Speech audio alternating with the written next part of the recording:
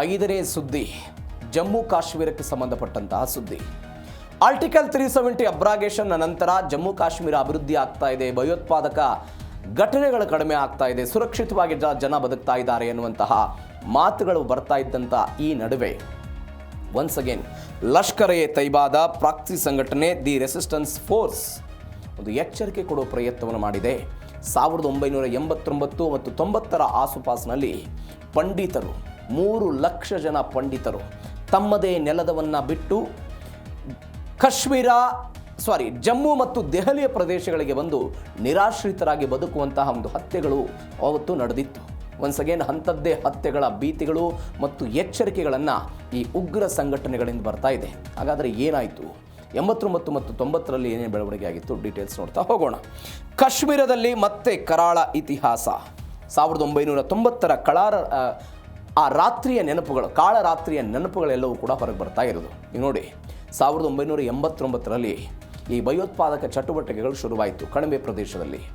ಈ ಘಟನೆಗಳು ಶುರುವಾದ ನಂತರ ಅವರೊಂದು ಎಚ್ಚರಿಕೆ ಕೊಡುವ ಪ್ರಯತ್ನವನ್ನು ಮಾಡಿದರು. ಏನಂತ ಎಚ್ಚರಿಕೆ ಕೊಟ್ಟರವರು? ಕಾಶ್ಮೀರಿ ಲಿಬರೇಷನ್ ಫ್ರಂಟ್ ಎಲ್ಲ ಉಗ್ರ ಸಂಘಟನೆಗಳೆಲ್ಲ ಸಕ್ರಿಯ ಆದರು. ಅನೇಕ ಪ್ರಮುಖ ಪಂಡಿತ ನಾಯಕರನ್ನು ಹತ್ಯೆ ಮಾಡುವ ಪ್ರಯತ್ನವನ್ನು ಮಾಡಿದರು.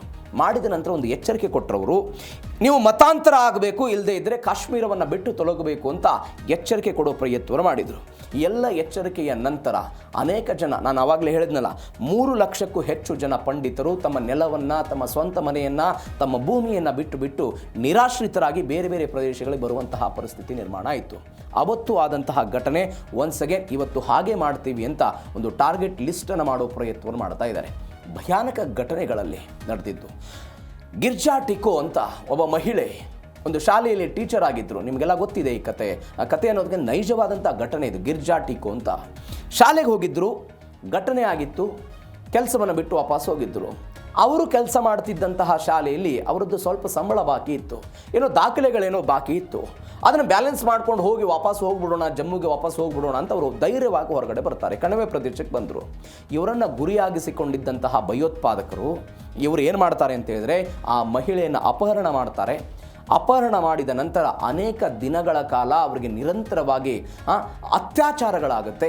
ಅತ್ಯಾಚಾರ ಆದ ನಂತರ ಈ ಮಹಿಳೆಯನ್ನು ಕಟ್ಟಿಗೆ ಕೊರೆಯುವಂತಹ ಮಷಿನ್ನಲ್ಲಿ ತೆಗೆದುಕೊಂಡು ಹೋಗಿ ಅವರನ್ನು ಹಾಕೋ ಪ್ರಯತ್ನವನ್ನು ಮಾಡುತ್ತೆ. ಆ ಕಟ್ಟಿಗೆ ಕೊರೆಯುವಂಥ ಮಷಿನ್ ಇವರನ್ನು ತುಂಡು ತುಂಡಾಗಿ ಕತ್ತರಿಸಿ ಹೋಗಿತ್ತು. ಇದರರ್ಥ ಅವತ್ತು ಆದಂತಹ ಕ್ರೂರತೆ ಹೆಂಗಿತ್ತು ಅನ್ನೋದನ್ನು ನಾನು ಹೇಳ್ತಾ ಇದ್ದೀನಿ. ಅವತ್ತು ಆದಂತಹ ಕ್ರೂರತೆ ಒನ್ಸ್ ಅಗೇನ್ ಇದೀಗ ನಾನು 3 ಲಕ್ಷ ಜನ ಏನು ವಾಪಸ್ ಹೋಗಿದ್ರಲ್ಲ ಜಮ್ಮು ಕಾಶ್ಮೀರವನ್ನು ಬಿಟ್ಟು, ಅವರಿಗೆ ಅವರದ್ದೇ ರಾಜ್ಯದಲ್ಲಿ, ಅವರದ್ದೇ ನೆಲದಲ್ಲಿ ಒಂದು ಪುನರ್ವಸತಿಯನ್ನು ಕಲ್ಪಿಸಬೇಕು ಅಂತ ಕೇಂದ್ರ ಸರ್ಕಾರ ಪ್ರಯತ್ನವನ್ನು ಪಡ್ತಾ ಇದೆ. ಅವರು ಒಂದು ಪುನರ್ವಸತಿ ಕಲ್ಪಿಸಬೇಕು ಅಂತ. ಆದರೆ ಇದೀಗ ಈ ಭಯೋತ್ಪಾದಕರು ಏನು ಮಾಡ್ತಾ ಇದ್ದಾರೆ ಅಂತ ಹೇಳಿದರೆ, ಆ ಉದ್ಯೋಗ ಮತ್ತು ವಸತಿ ಯೋಜನೆಗಳೇನಿದೆ ಅವುಗಳನ್ನು ಗುರಿಯಾಗಿಸಿಕೊಂಡು ಯಾವುದೇ ಕಾರಣಕ್ಕೂ ಅವರು ಪುನರ್ವಪಿಯಲ್ಲಿ ಬರಬಾರದು ಅನ್ನುವಂಥ ರೀತಿಯಲ್ಲಿ ಒಂದು ಟಾರ್ಗೆಟ್ ಕಿಲ್ಲಿಂಗ್ ಲಿಸ್ಟ್ ಮಾಡಿಕೊಳ್ಳೋ ಪ್ರಯತ್ನವನ್ನು ಮಾಡ್ತಿದ್ದಾರೆ ಅಂತ ಸದ್ಯಕ್ಕೆ ಬರ್ತಾ ಇರುವಂತಹ ಮಾಹಿತಿ. ಮತ್ತೊಂದು ಬೆಳವಣಿಗೆ ಏನು ಅಂತ ಹೇಳಿದರೆ, ಉಗ್ರರಿಂದ ಕಿಲ್ಲಿಂಗ್ ಲಿಸ್ಟ್ ಸಿದ್ಧ ಆಗಿದೆ, ಅದು ಬಿಡುಗಡೆ ಆಗಿದೆ. 6 ಸರ್ಕಾರಿ ನೌಕರರ ಹೆಸರು, ಫೋನ್ ನಂಬರನ್ನು ಬಹಿರಂಗಪಡಿಸಿದೆ TRF. ಅದರಲ್ಲೂ ವಿಶೇಷವಾಗಿ ಪಂಡಿತರು ಯಾರ್ಯಾರು ಕಂದಾಯ ಇಲಾಖೆಯಲ್ಲಿ ಕೆಲಸ ಮಾಡ್ತಾರಲ್ಲ, ಆ ಕಂದಾಯ ಇಲಾಖೆಯಲ್ಲಿ ಕೆಲಸ ಮಾಡೋರನ್ನು ಇವರೆಲ್ಲ ಟಾರ್ಗೆಟ್ ಮಾಡ್ತಿದ್ದಾರೆ ಅಂತ. ನಿಮ್ಮನ್ನು ಕೊಲ್ಲೋದು ನಮಗೆ ಕಷ್ಟ ಅಲ್ಲ ಅಂತ ಉಗ್ರರೆಲ್ಲ ಧಮಕಿ ಹಾಕ್ತಿದ್ದಾರೆ. ಸ್ಥಳೀಯ ಪೊಲೀಸರೇ ಉಗ್ರರ ಪ್ರಮುಖ ಟಾರ್ಗೆಟ್ನ ಕಾರಣ ಏನು? ಹಾಗಾದರೆ ಕಾಶ್ಮೀರ ಸಮಾಜದ ನಡುವೆ ಇರುವಂಥ ಪೊಲೀಸರಿಗೆಲ್ಲ ಪ್ರಾಣ ಭಯ ಆಗಿದೆ ಅಂತೆ. ಸರ್ಕಾರಿ ಕೆಲಸ ಮಾಡುವಂಥ ಮುಸಲ್ಮಾನರನ್ನು ಕೂಡ ಶತ್ರುಗಳು ಅಂತ ಘೋಷಣೆ ಮಾಡಿಬಿಟ್ಟಿದ್ದಾರೆ ಈ ಉಗ್ರರು. ಅಂದರೆ ಈ ಉಗ್ರರನ್ನು ಹೆಂಗೆ ಬಳಕೆ ಮಾಡ್ಕೊಳ್ತಿದ್ದಾರೆ, ಈ ಹೈಬ್ರಿಡ್ ಭಯೋತ್ಪಾದನೆ ಮಾಡ್ತಿದ್ದಾರೆ ಅಂತ ನಾನು ಮೊನ್ನೆ ಹೇಳಿದೆ. ಅಲ್ಲಿರುವಂಥ ನಿರುದ್ಯೋಗಿ ಯುವಕರನ್ನು ಅವರು ಜನರಂತೆ ಸಾಮಾನ್ಯವಾಗಿರ್ತಾರೆ, ಅವರನ್ನು ಗುರಿಯಾಗಿಸಿಕೊಂಡು ಅವರಿಗೆ ಭಯೋತ್ಪಾದನೆ ಎನ್ನುವಂಥ ವಿಷ ಬೀಜವನ್ನು ಬಿತ್ತಿ ಅವರನ್ನು ದಾಳಿಗೆ ಬಳಸಿಕೊಳ್ಳುವಂತಹ ಪ್ರಯತ್ನ, ಹೀಗಾಗಿ ಇದೆಲ್ಲವೂ ಕೂಡ ಆಗ್ತಿದೆ ಅಂತ. ಸದ್ದಿಲ್ಲದೆ ನಡೀತಾ ಇದೆ ಲೋನ್ ಉಲ್ಫ್ ದಾಳಿಗಳು. ಹಳೆ ಹಿಸ್ಟ್ರಿ ಇಲ್ಲದಂಥ ಹೊಸ ಉಗ್ರರಿಂದ ಈ ಸೈಲೆಂಟ್ ಅಟ್ಯಾಕ್ ನಡೀತಾ ಇದೆ. ಅಮರನಾಥ್ ಯಾತ್ರೆಯ ಡ್ಯೂಟಿಯಲ್ಲಿದ್ದಂಥ ಅಶಿಕ್ ಹುಸೇನ್ ಕುರೇಶಿ ಎನ್ನುವಂಥ ಈ ಪೊಲೀಸ್ ಅಧಿಕಾರಿಯನ್ನು ಹತ್ಯೆ ಮಾಡಿರುವಂಥ ಘಟನೆ ಇದು. ಜುಲೈ 22ನೇ ತಾರೀಕು ಆಗಿದೆ ಇದು. ಲಾಲ್ ಚೌಕ್ನಲ್ಲಿ ಮಧ್ಯಾಹ್ನ 12:30ಕ್ಕೆ ಬೈಕ್ನಲ್ಲಿ ಬರ್ತಾರೆ, ಏಕಾಏಕಿಯಾಗಿ ಅಟ್ಯಾಕ್ ಮಾಡಿ ಆ ವ್ಯಕ್ತಿಯನ್ನು ಗುಂಡಿನ ದಾಳಿಯನ್ನು ಮಾಡೋದನ್ನು ನೋಡ್ತಾ ಇದ್ದೀವಿ. ಎಲ್ಲ ಬೆಳವಣಿಗೆಗಳಾಗ್ತಾ ಇದೆ. ಹಿಂದೂ ಶಿಕ್ಷಕ ದೀಪಕ್ ಚಂದ್, ಪ್ರಿನ್ಸಿಪಾಲ್ ಸುಪಿಂದರ್ ಕೌರ್ ಇವರೆಲ್ಲರೂ ಕೂಡ ಘಟನೆಯಲ್ಲಿ ಇದೀಗ ಮೃತಪಟ್ಟಿರುವಂತಹ ಮಾಹಿತಿಗಳು ಸಿಗ್ತಾ ಇದೆ. ರಾಹುಲ್ ಭಟ್, ರಜನಿವಾಲಾ, ಸಂಜಯ್ ಶರ್ಮಾ ಮೇಲೆ ಕ್ರೂರವಾದಂಥ ದಾಳಿಯಾಗಿದೆ. ಧರ್ಮದ ಆಧಾರವನ್ನು ಗುರಿಯಾಗಿಸಿಕೊಂಡು ಇಂಥದ್ದೊಂದು ದಾಳಿ 89ರಲ್ಲೂ ಕೂಡ ಹಾಗೆ ಆಗಿತ್ತು. ನೀವು ನೋಡಿ, ಒಂದು ಎಕ್ಸಾಂಪಲ್ ಕೊಡ್ತೀನಿ ನಿಮಗೆ. 89ರಲ್ಲಿ ಆಗಿದ್ದು ಒಂದು ಹಿಂದೂ ಕುಟುಂಬ. ಅದು ಅವರಲ್ಲಿ ಟೆರರಿಸ್ಟ್ ಬರ್ತಾ ಇದ್ದಾರೆ, ನಮ್ಮ ಮೇಲೇನೋ ದಾಳಿ ಆಗುತ್ತೆ ಅಂತ ತಮ್ಮ ಮೇಲ್ಮಹಡಿಯಲ್ಲಿ ಬಚಾವಾಗೋದಕ್ಕೆ ಅಡಿಗೆ ಕುಳ್ಕೊಳ್ಳೋ ಪ್ರಯತ್ನವನ್ನು ಮಾಡ್ತಾರೆ. ಅದು ಅವರಿಗೆ ಬರ್ತಾ ಇರುವಂಥ ಭಯೋತ್ಪಾದಕರಿಗೆ ಗೊತ್ತಿರಲ್ಲ, ನಾವು ರಕ್ಷಣೆ ಆಗಿಬಿಟ್ವಿ ಅಂತ. ಬಟ್ ಪಕ್ಕದಲ್ಲಿದ್ದಂತಹ ಕೆಲವೊಂದಿಷ್ಟು ಜನ ಹೇಳ್ತಿದ್ದಾರೆ, ನೀವು ಹೊರಗಡೆ ಬರ್ತಿದ್ದೀರಿ, ಅಲ್ಲಿ ರಕ್ಷಣೆ ಪಡೆದಿದ್ದಾರೆ, ತಗೊಳ್ಳಿ ಅವರನ್ನು ಸಾಯಿಸಿ ಅಂತ ಪಕ್ಕದ ಮನೆಯಲ್ಲಿದ್ದಂತಹ ಜನ ಹೇಳ್ತಾರೆ ಅಂತ ಹೇಳಿದ್ರೆ 89ರ ಕ್ರೂರತೆ ಹೆಂಗಿತ್ತು ಅನ್ನೋದನ್ನು ನೀವು ಜಸ್ಟ್ ಇಮ್ಯಾಜಿನ್ ಮಾಡ್ಕೊಳ್ಳಿ. ಒನ್ಸ್ ಅಗೇನ್ ಅಂಥದ್ದೇ ಭೀತಿ ಇವತ್ತು ಕಾಶ್ಮೀರದಲ್ಲಿ ಆಗ್ತಾ ಇದೆ. ಇವೆಲ್ಲದರ ನಡುವೆ ಉಗ್ರರಿಗೆ ಧರ್ಮ ಇಲ್ಲ, ಗುರಿ ಮಾತ್ರ ಭಾರತದ ವಿರುದ್ಧ ಅಂತ. ಯಾವ ಧರ್ಮ ಆದರೆ ಏನು, ಭಯೋತ್ಪಾದನೆಗೆ ಧರ್ಮ ಇಲ್ಲ. ಅನೇಕ ಬಾರಿ ಇದನ್ನೆಲ್ಲ ನಾವು ಹೇಳ್ತೀವಿ, ಬಟ್ ಆ ವಿಶ್ಲೇಷಣೆ ಬೇರೆ ಇದೆ, ಅದ ಬೇರೆ ಹಂತ. ಭಾರತದ ಪರ ಕೆಲಸ ಮಾಡುವವರು ಮುಸ್ಲಿಮರಾದರೂ ಕೂಡ ಅವರಿಗೆಲ್ಲ ಶತ್ರುಗಳಂತೆ. ಪೊಲೀಸರು ಇನ್ಸ್ಪೆಕ್ಟರ್ಗಳ ಮನೆಗೆಲ್ಲ ನುಗ್ಗಿ ಮಾರಣಾಂತಿಕ ದಾಳಿ ಮಾಡಿದ್ದಾರೆ.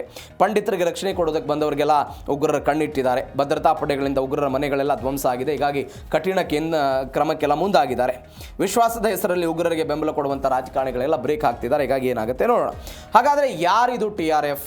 ಲಷ್ಕರ್ನ ಹೊಸ ಮುಖವಾಡ. ನಾನು ಆವಾಗಲೇ ಹೇಳಿದೆ, ದಿ ರೆಸಿಸ್ಟೆನ್ಸ್ ಫೋರ್ಸ್ ಅಂತ. ಪಾಕ್ ಮೂಲದ ಲಷ್ಕರ್ ಎ ತೈಬಾ ಉಗ್ರ ಸಂಘಟನೆಯ ಪ್ರಾಕ್ಸಿ ಸಂಘಟನೆ ಇದು. ಸ್ಥಳೀಯ ಹೆಸರುಗಳನ್ನೆಲ್ಲ ಬಳಸಿಕೊಂಡು ಸ್ಥಳೀಯ ಬಂಡಾಯವನ್ನು ಬಿಂಬಿಸಿ ಡಿಜಿಟಲ್ ಮುಖಾಂತರ ಒಂದು ಚಳುವಳಿ ರೂಪದಲ್ಲಿ ಇತ್ಯಾದಿ ಮಾಡಿ ಒನ್ಸ್ ಅಗೇನ್ ದಾಳಿಯನ್ನು ಎಬ್ಬಿಸುವಂತಹ ಪಡೆ ಇದು. ಆ ಪಡೆಯ ಮುಖಾಂತರ ಇದನ್ನೆಲ್ಲ ಮಾಡ್ತಿದ್ದಾರೆ ಅಂತ. ಬಟ್ ಕೇಂದ್ರ ಸರ್ಕಾರ ಇದರ ವಿರುದ್ಧ ಸಹಜವಾಗಿ ನಾವು ಶಕ್ತಿಶಾಲಿಯಾಗಿದ್ದೀವಿ, ಅದರ ವಿರುದ್ಧ ಕ್ರಮವನ್ನು ತೆಗೆದುಕೊಳ್ತಾರೆ. ಏನಾಗುತ್ತೆ ಈ ಘಟನೆ ಕಾದು ನೋಡೋಣ. ಆ ಮುಖಾಂತರ ಇದು ಜಮ್ಮು ಕಾಶ್ಮೀರದಲ್ಲಿ ಆಗಿರುವಂಥ ಬೆಳವಣಿಗೆಯನ್ನು ಗಮನಿಸ್ತಾ ಇದ್ದೀವಿ. ಈ ಬೆಳವಣಿಗೆ ಎಲ್ಲಿಗೆ ಬಂದು ನಿಲ್ಲುತ್ತೆ ನೋಡೋಣ. ಇದು